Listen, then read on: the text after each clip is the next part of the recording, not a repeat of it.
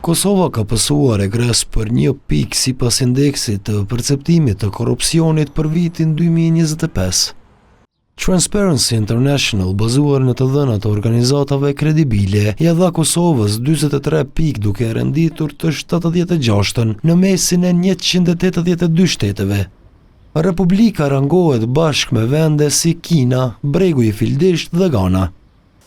Eugenca Kolli nga Instituti Demokratik i Kosovës lë fajin tek politikanët që si formuan institucionet me kohë. Dhe lidhet drejt për drejt me krizën parlamentare që pasoi zgjedhjet e 9 shkurtit të vitit të kaluar, që bllokoi funksionimin normal të institucioneve e rrjedhimisht edhe zbatimin e reformave të rëndësishme kundër korrupsionit. Kolli thotë se edhe mosemërimi i kryeprokurorit të shtetit ka ndikuar në këtë rezultat. Ky përfshin këtu edhe disa vendime të qeverisë që patën kosto të konsiderueshme buxhetore. Për gjatë proceseve zgjedhore ka pasur raste të përdorimit, respektivisht shfrytëzimit të resurseve publike për qëllime të pastra elektorale.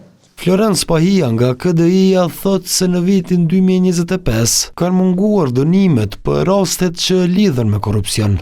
Disa herë kryeministri në detyrë është thirrur për të dëshmuar para prokurorisë speciale, por ka refuzuar të paraqitet dhe kjo me një fjalë ka minuar disi edhe besimin dhe pavarësinë e sistemit të drejtësisë. Po ashtu sipas tij, jo stabiliteti që u shfaq brenda Këshillit Prokurorial të Kosovës ndikoi në këtë indeks.